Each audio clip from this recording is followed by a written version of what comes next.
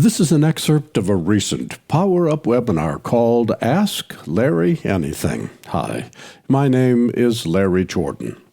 I've mentioned that SSDs make a big difference in improving the performance of your system, but I've discovered there's a lot of confusion about how we deal with SSDs themselves. Let me explain. Shiloh asks, what is the optimal and most efficient way to set up editing in Final Cut or Premiere using SSDs? And the answer depends upon what you're editing and the size of your media and your budget. But what I didn't realize is that people consider SSDs to simply be faster hard drives, and that's not the case. You don't need multiple SSDs to achieve maximum speed. You gang SSDs together by creating a RAID to increase storage capacity, not speed. SSDs are totally digital with no moving parts. This means they have no latency, which is the time required on a hard disk drive with spinning media to move the head from one part of a file to another. That creates latency and seek times, neither of which SSDs have. SSDs can stream multiple files at the same time without delay, something HDDs can't do.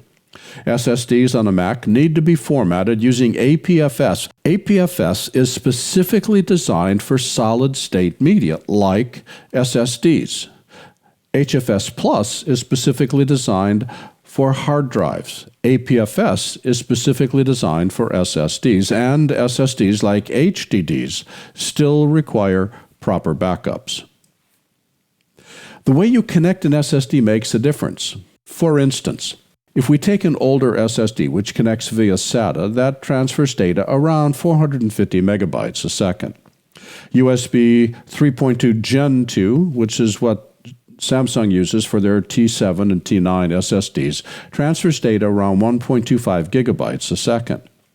The OWC Envoy Express, which is their entry-level SSD, transfers data around 1.5 gigabytes a second. SSDs using the full bandwidth of Thunderbolt 3 and 4 will write data about 1.1 gigabytes a second and read data around 2.8 gigabytes a second. While the internal drive of an M-series Mac writes data around 5 gigabytes a second and reads it around 6 gigabytes a second because the internal storage on your Mac bypasses Thunderbolt and speaks directly to the CPU. It's not surprising that SSDs write slower than reads, and a slower write really doesn't mean a whole lot because we're rarely writing multiple files at the same time. In fact, almost never. Multicam editing, on the other hand, requires much more bandwidth than single-camera editing. We'll take a look at that in just a second. The key thing to keep in mind is that SSDs, whether you have one or you gang them together into a RAID, are fast. A single NVMe SSD, which is the current technology of SSD, or an NVMe SSD RAID, will transfer data around 2.8 gigabytes a second. If we look at a single 4K ProRes 4 to 230 frame a second stream, that only requires 74 megabytes a second. An 8K ProRes stream is 315 megabytes a second, well within the speed limit imposed by Thunderbolt. If I stream 10 4K ProRes files, it's only 740 megabytes a second. It totally saturates a hard drive RAID, but doesn't cause any problem to an SSD or an SSD RAID. In fact, I can stream 9 8K ProRes 422 streams and still not achieve the speed limit of Thunderbolt. Now, keep in mind that the current versions of both Final Cut and Premiere can only stream 8 8K streams, so essentially the speed limit of Thunderbolt for 8K is not relevant because the software can't handle it. So how many SSDs do you need? Well, you only need one NVMe SSD if you need faster performance and just limited capacity. For example, a Samsung T9, which transfers data around 1.3 gigabytes a second, or an OWC Envoy Pro FX, which transfers data around 2.8 gigabytes a second. You buy an SSD RAID if you need maximum speed with more capacity. For example, an OWC Thunderblade or an OWC Express 4M2. Both transfer data around 2.8 gigabytes a second. So how do you configure either Final Cut or Premiere if you're using SSDs? Remember, you don't need multiple SSDs the way we often use multiple hard drives. You just need one if you need speed, or a RAID if you need capacity. Option 1, you store the media and the libraries or projects in Premiere terms on one Thunderbolt 3 or 4 SSD.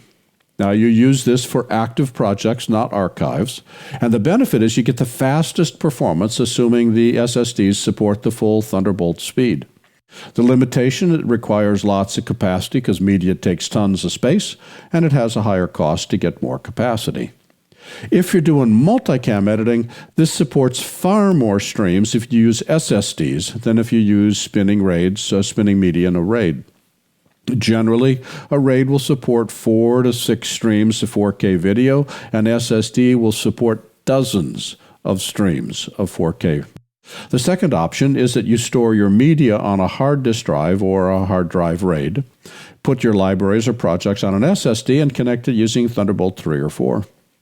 Now again, you use this for active projects, not archives, and the benefit is at lower cost. You don't need to have as big a capacity, which means you spend less money for the SSD. Still get fast renders and exports, but it's about half the speed of option 1.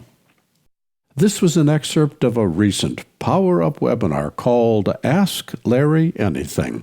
For the complete version of this online training, please visit our store at larryjordan.com/store and look for Webinar 360. By the way, when you need to stretch your training dollars, membership in our video training library saves you money and time. You can access all our videos for a low monthly price of only $19.99. That's almost 2,000 movies, hundreds of hours on a wide variety of subjects. Plus, premium members can download practice media and projects. Our training covers Apple and Adobe software. We update it multiple times each month, and for more information, visit larryjordan.com/membership. And thanks.